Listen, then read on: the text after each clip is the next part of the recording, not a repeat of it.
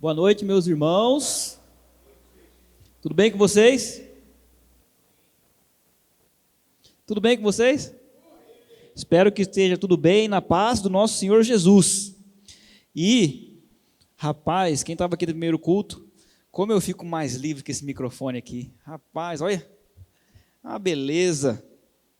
Eu estava com outro, aquele um lá de orelha. Para ouvir. Agora isso aqui já fica muito mais fácil para mim. Eu fiquei muito feliz esse final de semana. Eu recebi uma visita muito agradável de um amigo meu que fazia um bom tempo que eu não via, lá de Araçatuba. Já foi embora já.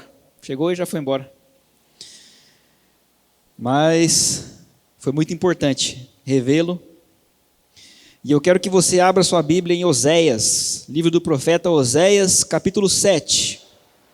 Oséias 7. Eu vou ler o capítulo todo agora. Depois nós vamos voltar e eu vou selecionar alguns versículos apenas. Mas eu vou ler agora, talvez se você quiser acompanhar pelo telão aqui, na versão NVT. Tá bom? É a versão que eu estou mais lendo ultimamente. Ela é muito parecida com a NVI, na linguagem. E eu vou ler nessa versão. Oséias capítulo 7, versículo 1 até o versículo 16. Amém? Posso ler? Diz assim a palavra do Senhor. Presta atenção que depois eu quero que você leia na sua casa de novo, porque aí você vai lembrar tudo que a gente for conversar aqui. Desejo curar Israel, o Senhor dizendo... Mas seus pecados são grandes demais. Samaria está cheia de mentirosos. Há ladrões do lado de dentro e bandidos do lado de fora. Seu povo não percebe que eu o observo. Está cercado por seus atos pecaminosos e eu vejo todos eles. Com suas maldades divertem o rei e os príncipes riem de suas mentiras. São todos adúlteros, sempre ardendo de paixão. São como o forno mantido quente, enquanto o padeiro bate a massa. No dia da festa do rei, os príncipes se embebedam com o vinho e dão as mãos aos zombadores. Seu coração é como um forno que arde com intriga. Sua trama queima a noite toda, e pela manhã irrompe em chamas abrasadoras. Como um forno ardente consomem seus líderes, matam seus reis, um após outro, e ninguém clama a mim por socorro. O povo de Israel se mistura com outros povos, e se torna imprestável como um bolo mal assado. Estrangeiros consomem suas forças, mas eles não sabem disso. Seus cabelos ficam brancos, mas eles não se dão conta. Sua arrogância testemunha contra eles, e, no entanto, não se voltam para o Senhor, o seu Deus, nem buscam encontrá-lo. O povo de Israel se tornou como pombas tolas e sem juízo, que primeiro chamam o Egito e depois voam até a Síria para pedir socorro. Enquanto voam de um lado para o outro, lançarei sobre eles a minha rede e os derrubarei como uma ave do céu. Eu os castigarei por todo o mal que fizeram. Que aflição espera os que me abandonaram? Que morram, pois se rebelaram contra mim. Eu desejava resgatá-los, mas contaram mentiras a meu respeito. Não clamam a mim de coração sincero. Em vez disso, gemem angustiados em suas camas, cortam-se ritualmente e suplicam por trigo e vinho novo, mas de mim se afastam. Eu os instruí e os fortaleci, mas agora tramam o mal contra mim. Olham para toda parte, menos para o Altíssimo. São inúteis como um arco defeituoso. Seus líderes serão mortos por seus inimigos, por causa de sua insolência contra mim. Então o povo do Egito rirá deles. Vamos orar mais uma vez. Nós te engrandecemos, nós te louvamos, Pai. Obrigado por mais uma vez abrirmos a sua palavra. Obrigado por podermos meditar. E obrigado porque o Senhor, através do Espírito, que nos ajuda a compreender, Pai, qual é a Tua vontade. Ajuda-nos a estar atentos, Pai, àquilo que o Senhor deseja. Ajude o nosso coração a estar pronto a receber e estar pronto a praticar tudo aquilo que nós ouvirmos. Que o Senhor esteja nos ajudando, Pai, a guardar e a gravar tudo aquilo, Pai, que for necessário para a nossa transformação. Obrigado porque o Senhor continua cuidando da gente. Obrigado por esse tão grande amor que o Senhor tem por nós. Nós te louvamos, te agradecemos, no nome de Jesus. Amém. Às vezes eu fico imaginando algumas cenas da Bíblia,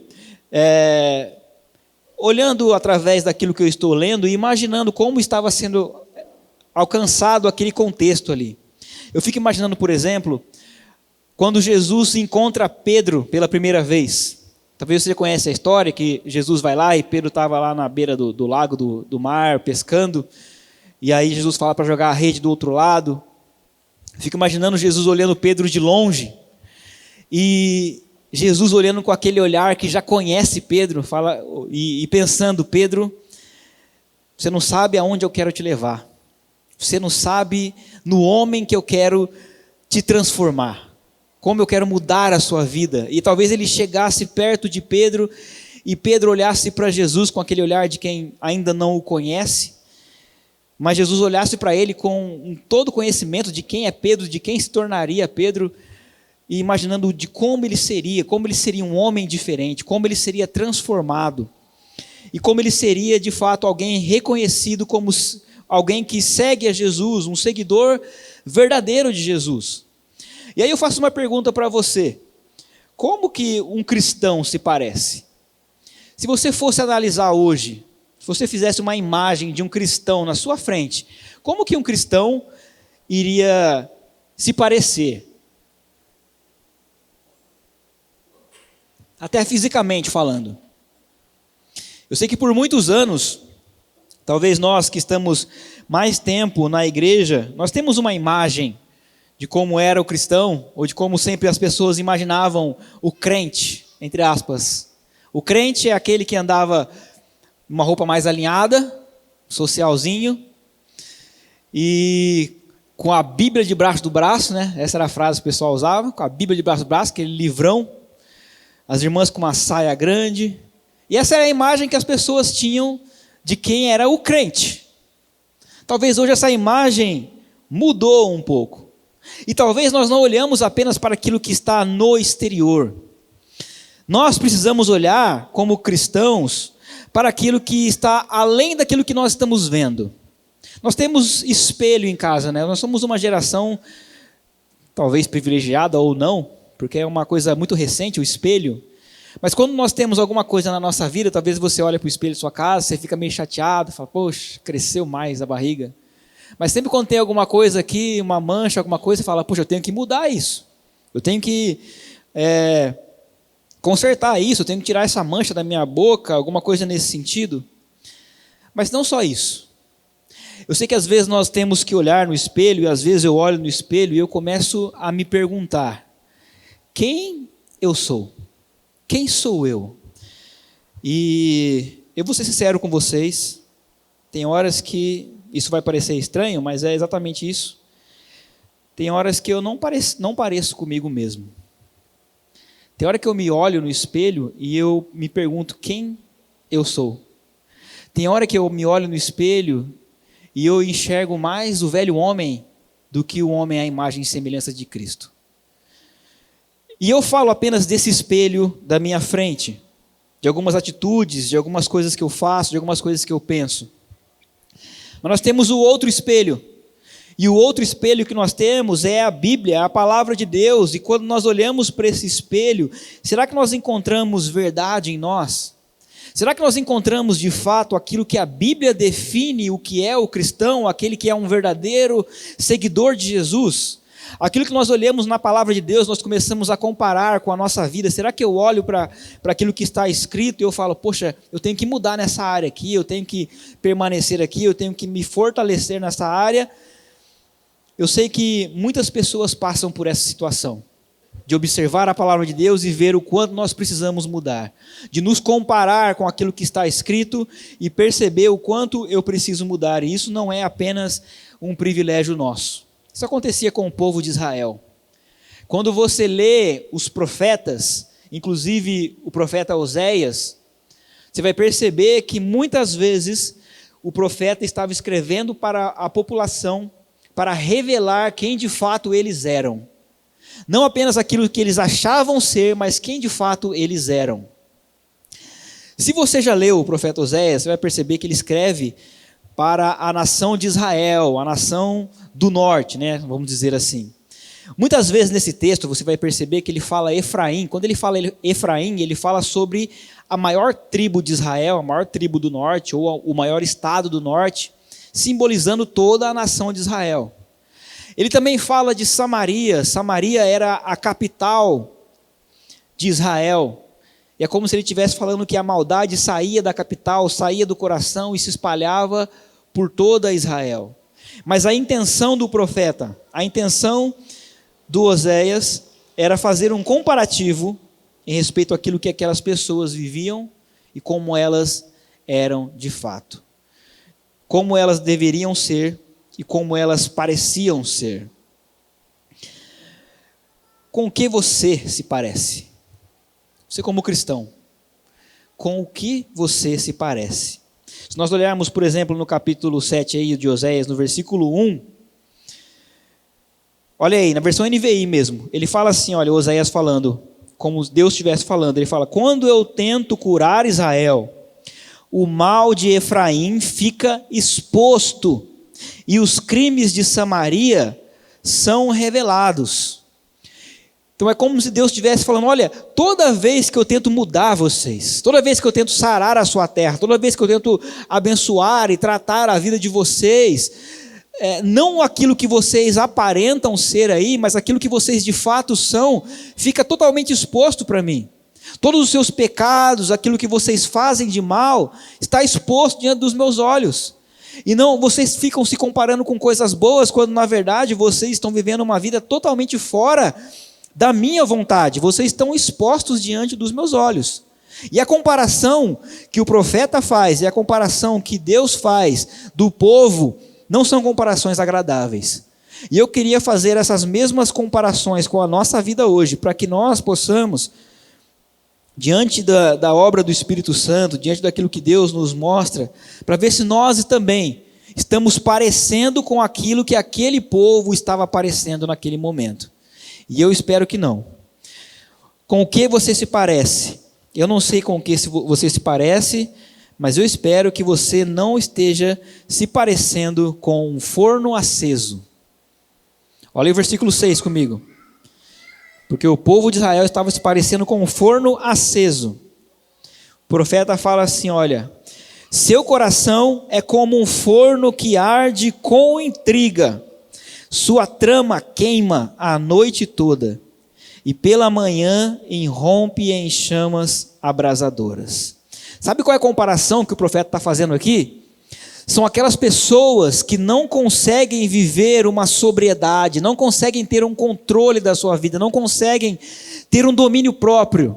É sobre domínio próprio que ele está falando, porque ele fala que aquelas pessoas viviam a flor da pele, a sua carnalidade estava a flor da pele, tudo aquilo que eles faziam, tudo aquilo que eles falavam envolvia a carnalidade, seja aquilo que eles falavam, seja os seus pensamentos, sejam as fotos que eles colocavam na internet, seja a maneira como eles lidavam com seus relacionamentos, tudo envolvia um tipo de carnalidade, e eles não perceberam que o pecado foi entrando na vida deles e tomando conta da sua vida.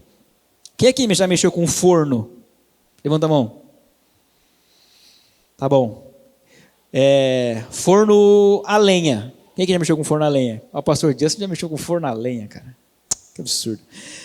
É bom eu estar pregando isso aqui, porque eu lembro que eu tenho que comprar o gás. Acabou o gás lá em casa. Mas,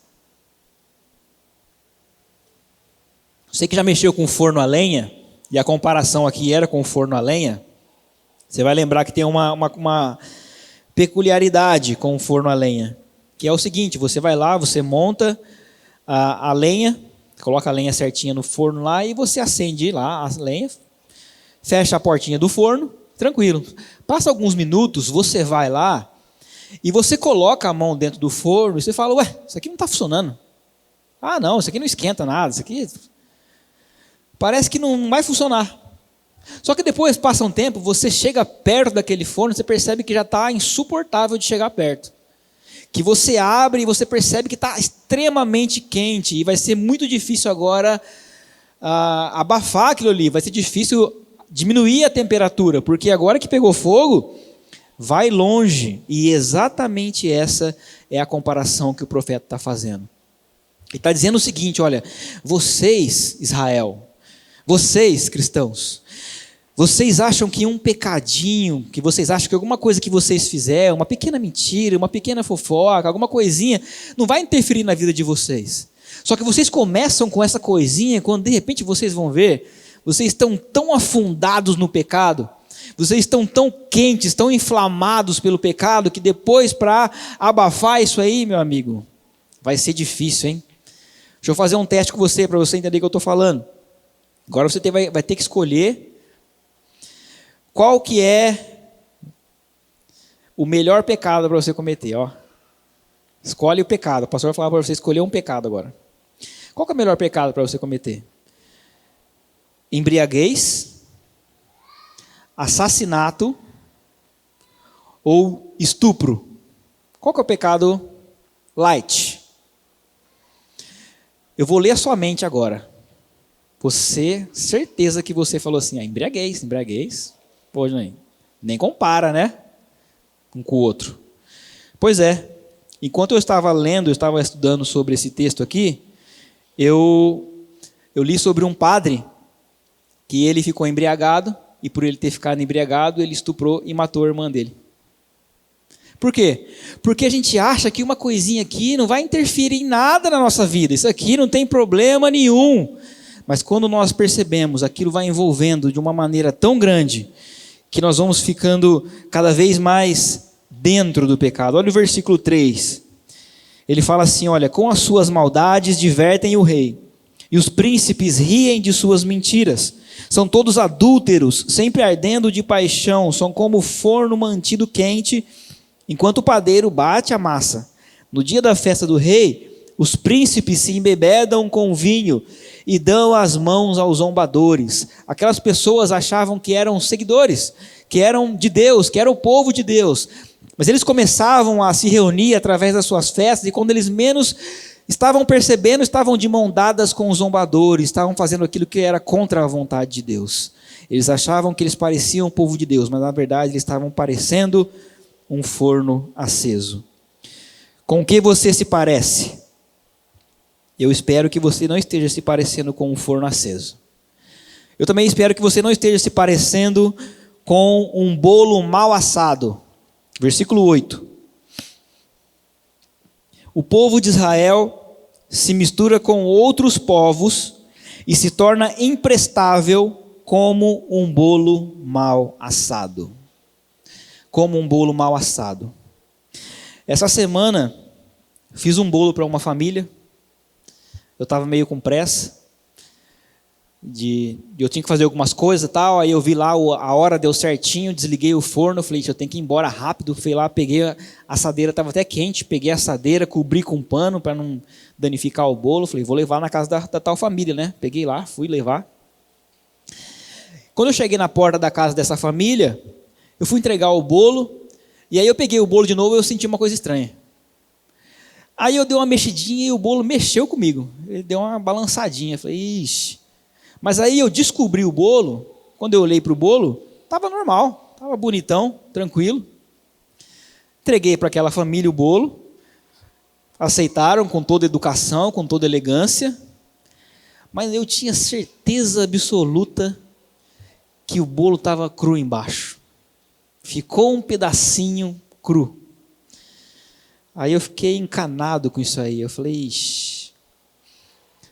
Não assou muito bem, parecia que estava tão bom, mas não assou muito bem. E é essa comparação que o profeta está fazendo com o povo. A comparação que ele faz é o seguinte, olha, nós olhamos para vocês, e quando a gente olha para vocês assim, ó, parece que está lindo, está maravilhoso, vocês estão, ó, tudo certinho. Ah, mas se apertar um pouquinho, se balançar um pouquinho, dá para ver que está cru por baixo. Dá para ver que vocês aparentemente seguem a Deus. que vocês estudam a palavra, que vocês oram, que vocês têm ministérios, que vocês buscam a Deus, mas no seu cantinho secreto, o que sai de fofoca, o que sai de briga, o que sai de intriga, o que tem pecado escondido aí, tem um monte, está cru.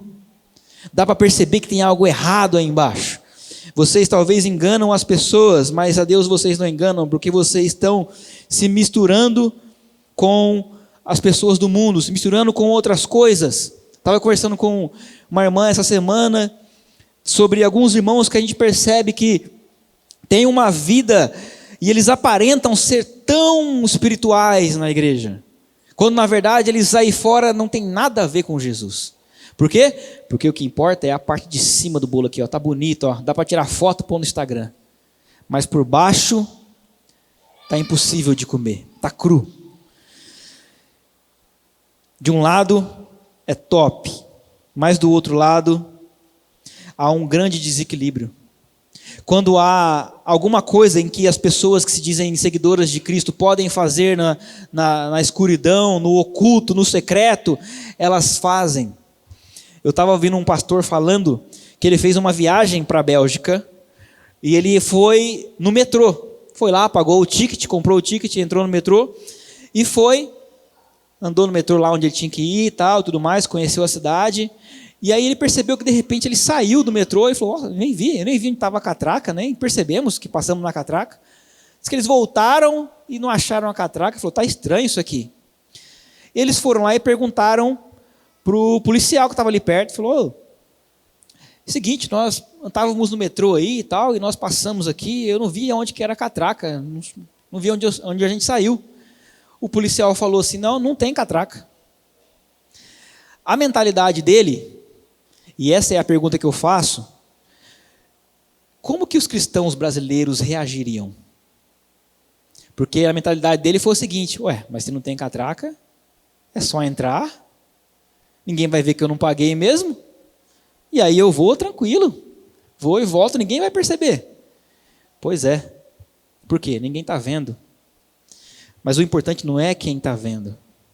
O importante é se nós de fato estamos prontos para seguir o Evangelho de Jesus.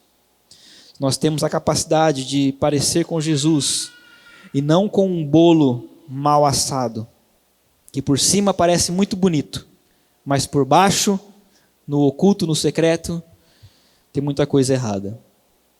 Espero que você não se pareça com um bolo assado, mal assado. Também espero que você não se pareça com uma pomba perdida. Versículo 11. O povo de Israel se tornou como pombas tolas e sem juízo, que primeiro chamam o Egito e depois voam até a Síria para pedir socorro. Eu não sei se você já alimentou pombas. Lá no interior de São Paulo, lá em Araçatuba, a gente ia na praça lá, ficava lá jogando coisinha para as pombas, ficava aquele monte de pomba lá, elas iam para lá, iam para cá, você percebia que elas estavam totalmente perdidas, não sabia onde que ia e tal. E sabe o que é engraçado? Eu lembro que algumas pessoas maltratavam aquelas pombas, faziam alguma coisa, alguns queriam pegar as pombas e elas machucavam. Aí o pior, o que acontecia? Aquelas mesmas pessoas iam lá e jogavam alimento, e o que a pomba fazia? Voltava lá e pegava o alimento com aquelas pessoas, mesmo sabendo que elas fizeram mal para eles. Porque, na verdade, não importa se aquelas pessoas fizeram mal. Não importa como elas me tratam. O que importa é que eu quero comer. O que importa, na verdade, é o meu prazer. O que importa, na verdade, é que eu estou saciando aquilo que eu desejo, independente do que funciona ou não. Quando o profeta fala aqui nesse versículo que eles clamavam, eles chamavam o Egito e eles depois voavam para a Síria, eram dois inimigos históricos de Israel. Mas mesmo assim, os reis percebiam que eles conseguiam encontrar refúgio nessas nações, mesmo sabendo que elas eram contra o Senhor, e eles buscavam refúgio nelas. Em vez de buscar no Senhor, eles iam naquilo que funcionava. Eu não sei se você já leu Maquiavel, o filósofo Maquiavel, no seu livro O Príncipe, que talvez é o livro mais famoso dele, é o livro obrigatório para quem quer ser político, por exemplo. Porque nesse livro ele ensina alguns conceitos específicos de como lidar com a política. Ele ensina, por exemplo, um conceito chamado virtude. E a virtude não tem nada a ver com a virtude que nós conhecemos. Na verdade, ela é até quase que o contrário. A virtude é ele ensinando para as pessoas ou para aqueles líderes não aquilo que é certo, mas aquilo que funciona. Ou seja, você faz uma aliança com alguém e se aquela aliança não ter mais benefício para você, independente se não for ético você cortar essa aliança, se não for moral você cortar essa aliança, corta, porque você tem que fazer aquilo que funciona, aquilo que vai ser bom, a maneira como você consegue manipular as coisas, é isso que eu quero te ensinar. Faz aquilo que vai funcionar. Se vai ser contra a palavra de Deus, problema, mas o negócio vai funcionar, vai dar tudo certo para você. E eu vou dizer uma coisa para você, hein? Se você quer que a sua vida dê certo, se você quer que as coisas dê tudo certo na sua vida, lê Maquiavel. Não lê Jesus Cristo, não. Não lê o Evangelho, não. Sabe por quê? Porque no Evangelho vai ter hora que você vai ter que renunciar a você. No Evangelho vai ter hora que você vai ter que abrir mão de muita coisa. No Evangelho vai ter hora que você vai ter que perder.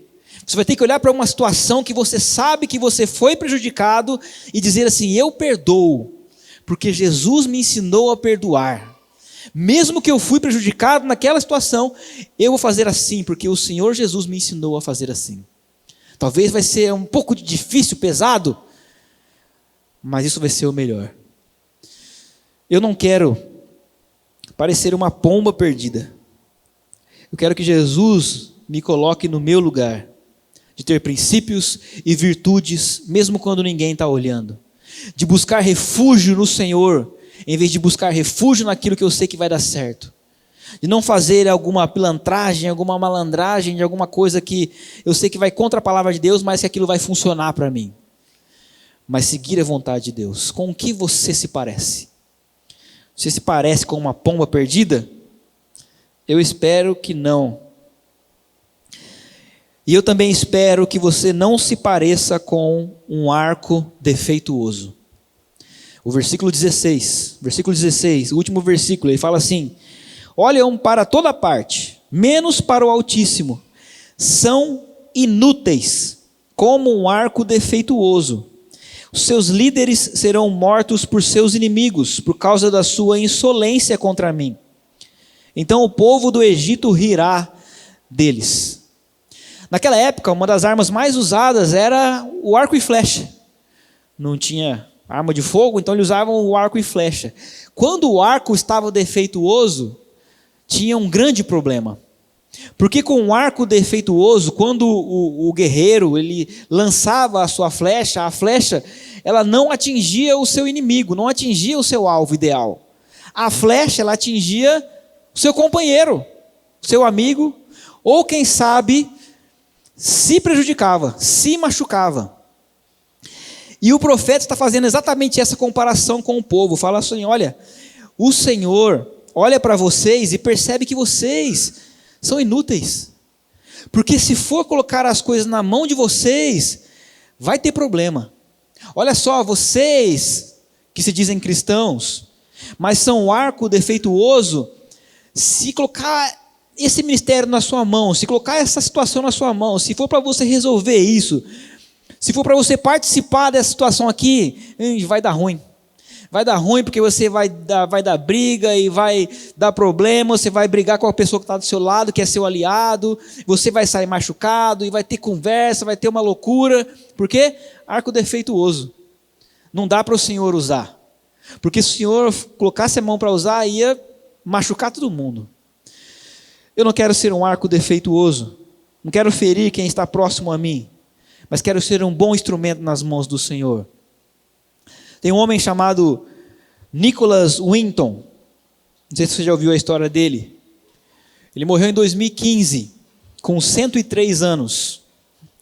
Esse homem, ele salvou quase 700 crianças do nazismo. Pouco antes de começar a Segunda Guerra, ele tirou as crianças, principalmente crianças judias, da Alemanha nazista e elas sobreviveram ao Holocausto. O mais interessante da história dele é que essa história ele guardou para si por cerca de 50 anos. Ninguém ficou sabendo daquilo que estava acontecendo. Quando um dia a esposa dele, mexendo nas coisas, arrumando o sótão, encontrou algumas fotos de algumas crianças, algumas listas, perguntou para ele e falou: o que é isso aqui? Ele falou: são algumas crianças que a gente salvou do nazismo. Ela: como assim? Isso aqui é uma coisa muito especial, você é um herói, você pode ser um homem homenageado. E depois disso ela passou isso para o mundo e ele foi muito homenageado. Em 2008 ele concorreu ao Prêmio Nobel da Paz. E se você procurar no YouTube, você vai ver muitas entrevistas com ele. E eu acho interessante, ele era um cristão, tá? Só abrindo parênteses aqui, um cristão. Eu acho interessante que em todas as entrevistas, quando as pessoas perguntavam para ele: mas por que você fez isso? Como você entrou nesse tipo de situação? A resposta dele sempre era a mesma. Ele falava assim: eu fiz aquilo que tinha que ser feito. Eu só fiz aquilo que tinha que ser feito. Eu lembro que naquela época, ele falando, as pessoas falavam: rapaz, não mexe com isso aí não, isso aí vai dar um rolo para você, rapaz, isso aí é loucura. E ele falava assim: como eu não posso fazer isso? Eu tenho que fazer alguma coisa. E eu só preciso fazer aquilo que tem que ser feito. Eu não preciso parecer uma pessoa boa. Eu só preciso fazer. Nós não precisamos ter apenas uma cara de crente, um jeitão de crente, a roupa de crente. Nós não precisamos apenas encher nossa cabeça de conhecimento de crente. Nós não precisamos apenas ter o linguajar de crente. Mas nós precisamos fazer o que tem que ser feito. Nós precisamos ser pessoas diferentes. Quando Deus olhar para o nosso coração e nós estivermos expostos diante de Deus, as comparações que o Senhor fizer conosco não serão comparações como um bolo mal assado, como uma pomba perdida. Mas a comparação vai ser com a imagem e a semelhança de Cristo Jesus. Eu estava falando sobre o Pedro, de imaginando Jesus chegando diante dele. E aí eu fico lembrando de 20 anos atrás, mais ou menos. 20 anos atrás, 20 anos atrás. Desse meu amigo que estava aqui nesse final de semana, chegando na porta de casa, e a gente conversando, e ele começou a falar do evangelho para mim. E eu fico imaginando, eu fico lembrando aquela cena, eu fico imaginando Jesus olhando aquela cena toda e falando assim: Giovanni, você não sabe aonde eu quero te levar. Você não sabe no homem que eu quero transformar você. Talvez agora você não me conhece, mas eu quero te transformar em alguém à imagem e semelhança de Jesus. E eu estou nessa caminhada e talvez você se lembre de algum momento em que alguém passou o evangelho para você. E que Jesus estava naquele momento começando uma história contigo. Mas agora nós temos uma escolha para fazer. De simplesmente termos uma aparência de crente, de cristão, de mostrar para as pessoas como eu sou evangélico e como eu leio a Bíblia, ou de fato transformar o nosso caráter e se tornar um cristão. Lembra o que significa a palavra cristão? Mini Cristo, ou na nossa linguagem popular aqui, seria um cristinho. É como se as pessoas, naquela época, eles viam os seguidores de Jesus chegando e falavam: lá chegando os cristinhos. Por que os cristinhos? Porque eles parecem com o Jesus Cristo. São os cristinhos. Que o nosso objetivo seja cada dia mais ser parecido com Jesus. Independente das circunstâncias, independente das situações, independente de como as outras pessoas agem, que possamos olhar para nós e poder nos comparar com aquilo que Jesus foi e com aquilo que Jesus é. Vamos orar? Nós te louvamos, Deus. Nós te adoramos. Nós te agradecemos pela sua palavra. Nós te agradecemos, Pai, porque o Senhor nos mostra quem de fato nós somos. Mesmo quando nós nos enganamos. Mesmo quando nós somos arrogantes, orgulhosos, quando nós achamos que nós somos alguma coisa maior, o Senhor revela, Pai, o que está de fato no nosso coração.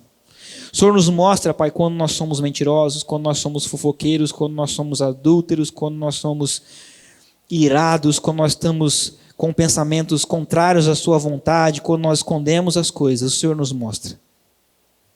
Por isso eu peço, Pai, que estejamos prontos, com que o Senhor sonde o nosso coração e revela-nos, Pai, onde nós estamos em falta, onde nós precisamos mudar, como nós devemos nos portar diante das coisas que acontecem. Que o Senhor nos ajude, Pai, e nos instrua a sermos cada vez mais parecidos com Jesus, para que possamos ser transformados conforme a imagem e semelhança do Cristo. Obrigado por nos mostrar, Pai, como é um ser humano perfeito. E obrigado também, Pai, por trazer na sua palavra instruções para que possamos crescer a cada dia. E essa história, Pai, que o Senhor começou com muitas pessoas aqui, ela tem uma sequência, ela tem um caminho, ela tem um rumo, ela tem um foco. E que essa sequência, esse rumo, Pai, esse foco seja chegar diante de Jesus e podermos expressar com toda a alegria de que combatemos o bom combate e completamos a carreira e guardamos a fé, porque buscamos ser completamente entregues ao Senhor. Obrigado por essa noite. Que o Senhor abençoe cada um que está aqui presente. No nome de Jesus. Amém.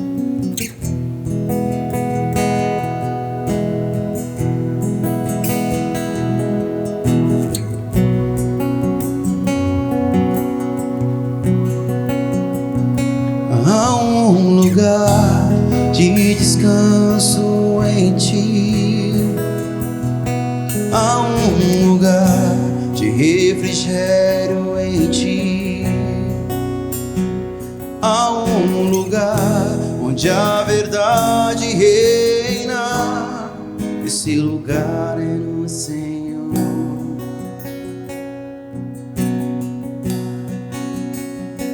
Há um lugar onde as pessoas não influenciam, há um lugar onde ouço teu Espírito, há um lugar de vitória em meio à guerra. Esse lugar é no Senhor.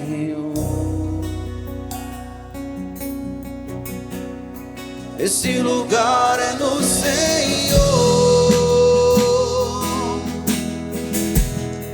Esse lugar é no Senhor.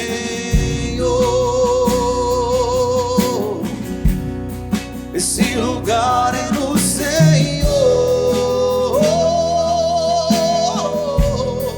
Esse lugar é no Senhor.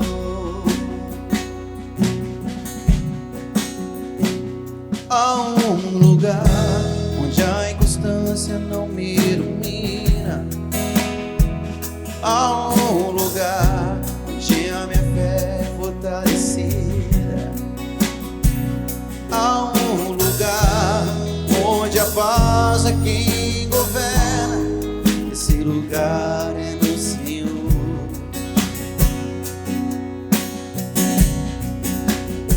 Há um lugar onde os sonhos não se abortam, há um lugar onde o temor não me enrijece, há um lugar que quando se perde é que se ganha. Esse lugar é no Senhor. Esse lugar é no Senhor.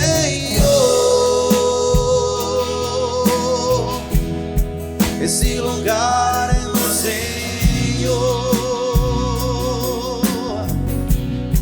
Esse lugar é no Senhor.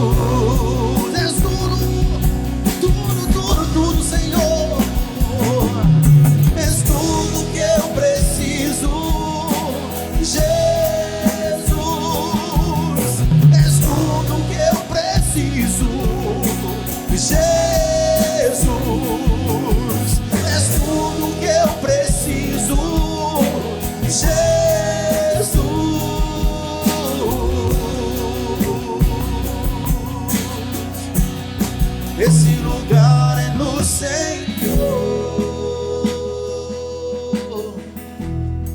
Esse lugar é no Senhor. Esse lugar.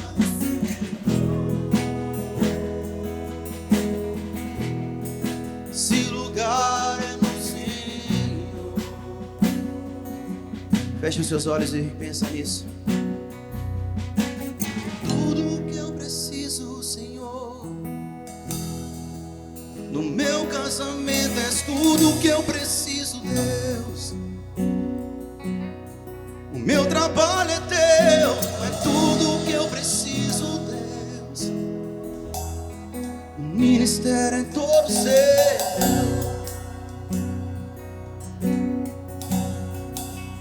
Tudo que eu, essa igreja é tua, Senhor.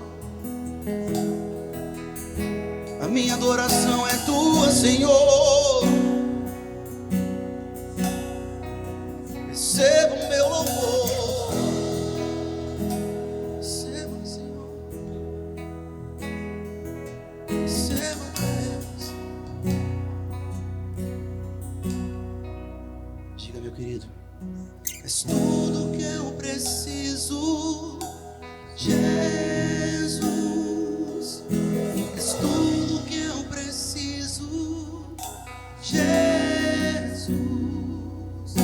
És tudo que eu preciso, Jesus.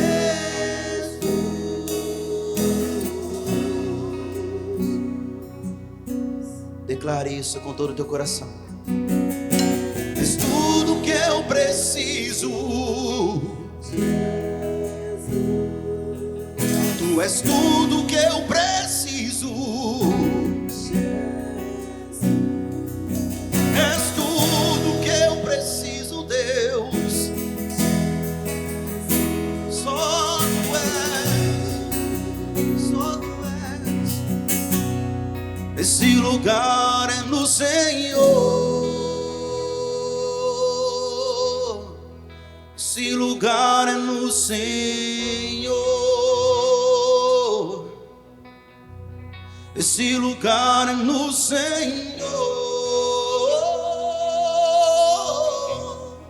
Esse lugar é no Senhor.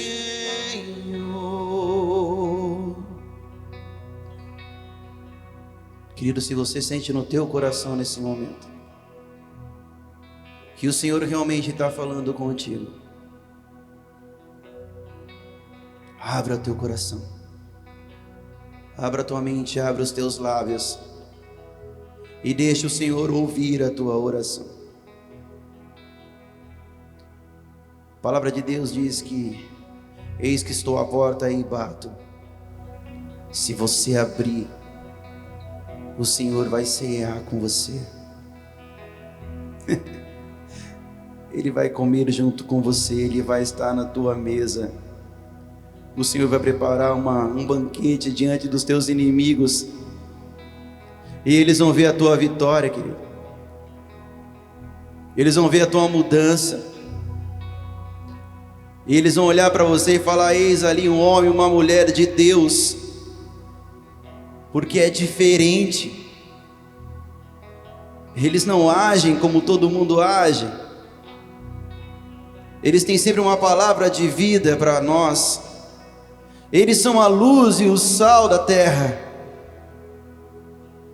Eles apresentam Jesus Cristo, porque eles são os pequenos Cristos na terra. Fale com o Senhor, tire um tempo de oração. Se você quiser se ajoelhar, se você quiser ficar de pé, orar em voz alta, voz baixa, não interessa, é você e Deus. Fale com Ele. Não tenha pressa, fale com o Senhor.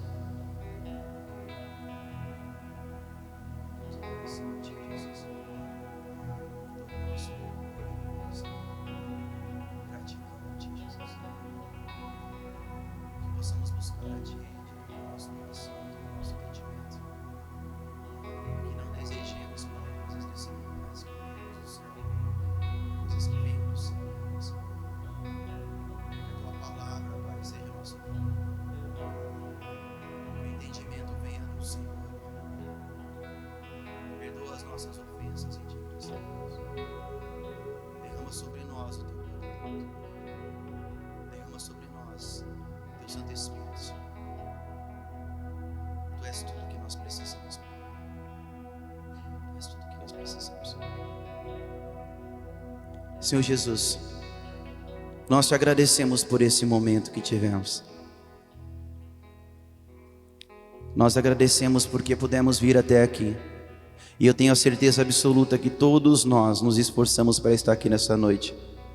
Porque apenas externarmos a vontade de ir a um culto, o diabo se levanta e traz várias intempéries para que nós não estivéssemos nesse lugar. Mas nós vencemos o diabo. Nós estamos aqui. O Teu Santo Espírito nos trouxe até este lugar. Falou conosco. E está nos mandando para casa neste momento moldado. Com uma nova mentalidade. E que se assim não foi, que nós possamos abrir mais a nossa mente, o nosso coração para as coisas do alto. E que Deus possa nos tocar e nos lembrar de tudo que aprendemos nessa noite durante toda esta semana. Que possamos ir para casa em segurança. Que possamos brilhar aí fora. Que possamos pregar a Tua palavra. E que se ao falarmos o que a gente vai falar não for somar na vida de ninguém, que o Senhor cale a nossa boca. Que apenas usemos de palavras de bênção, palavras de cura e de salvação. Que esse é o nosso papel. Em nome de Jesus. Amém e amém. Amém. Se a palavra de Deus que foi pregado hoje te abençoou, digam amém. Amém.